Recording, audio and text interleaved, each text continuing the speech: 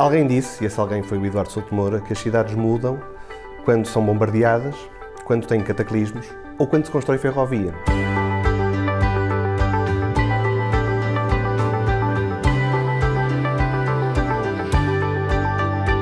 Os últimos comboios introduzidos em Portugal em circulação datam de 2004 e a partir daí houve muito pouco investimento, quer na infraestrutura, e não houve investimento praticamente nenhum nos veículos. O sistema ferroviário evoluiu, necessitava de inovação e a partir daí os operadores ferroviários sentiram a necessidade de criar um centro com competências necessárias para transportar para a ferrovia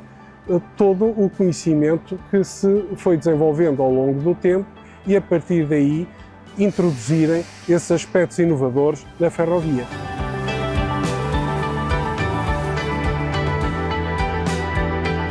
Claramente, a ferrovia tem que voltar a ter investimento, a ferrovia tem que ligar as grandes capitais de distrito do país, tem que ligar os grandes polos onde vivem as pessoas, até numa lógica de permitir que as pessoas circulem e possam escolher onde viver, onde trabalhar, numa área muito maior do que aquela que têm hoje em dia. Nós sabemos claramente que a ferrovia é um meio de transporte muito fiável,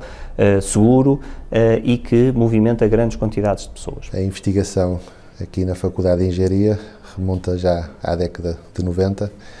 onde se sentiu um grande impulso a nível europeu de investimento na área da ferrovia, nomeadamente em Espanha, nosso vizinho, com a construção da primeira ligação de alta velocidade Madrid-Sevilha. Foi nessa altura que começamos a trabalhar fortemente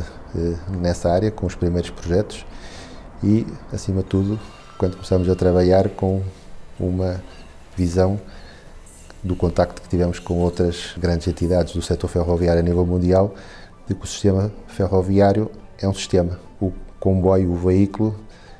depende muito do comportamento da infraestrutura e vice-versa. E, portanto, é esta capacidade de trabalhar em conjunto que o país tem que conseguir e que esteve muito na gênese também da constituição do chamado CCF, Centro de Competências Ferroviárias, que surgiu como, portanto, na sequência deste grupo que se formou, de 8 entidades,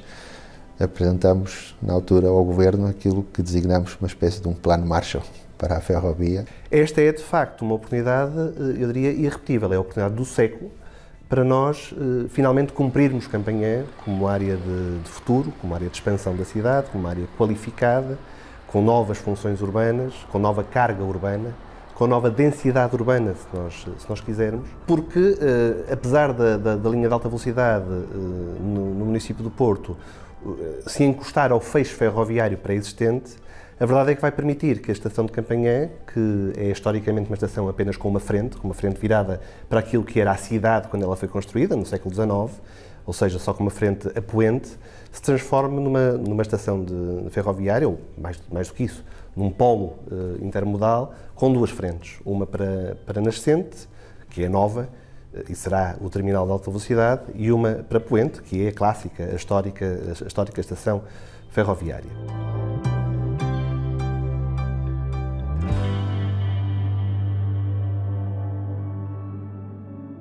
A cidade do Porto é a cidade-missão europeia, o que significa que a Comissão Europeia escolheu 100 cidades para liderar esta transição, o caminho para a neutralidade carbónica, e o Porto demonstrou não só o seu trabalho que fez durante estes últimos anos, mas também a sua ambição até 2030, e em face desse trabalho e desse plano, a Comissão Europeia acabou por escolher o Porto como uma das 100 cidades líderes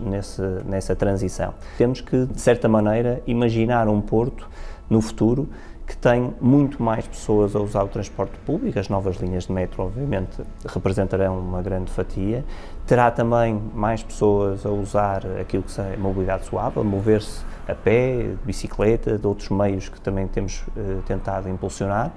E terá também esta filosofia do Porto enquadrado numa região noroeste peninsular, ou se quiser no país, também teremos, face àqueles que são os investimentos anunciados, nomeadamente em termos da ferrovia, temos que ter melhores ligações ferroviárias em termos com as outras cidades aqui à volta, como Braga, Guimarães, Aveiro, Coimbra, e aí claramente ferrovia de alta velocidade irá ser um game changer, uma transformação muito grande, porque irá permitir primeiro o Porto como grande polo agregador da zona noroeste peninsular, ligar-se à Galiza em alta velocidade, percursos hoje que demoram várias horas a fazer-se, vão passar-se a fazer em cerca de 1 hora, e também na ligação, obviamente, de todo o eixo de Lisboa para cima, onde conseguiremos finalmente deixar de ter um meio que não é competitivo, como por exemplo o avião, e passarmos a ter um meio que realmente vai levar que as pessoas deixem de efetuar viagens de cerca de 300 km, num meio muito mais sustentável que é a ferrovia. Portanto, há grandes transformações a ocorrer que ajudarão muito a que o Porto faça este caminho até à neutralidade carbónica, que é uma meta que o Porto tem e que ambiciona atingir em 2030.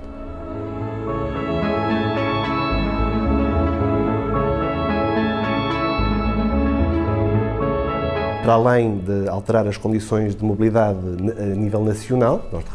repente vamos estar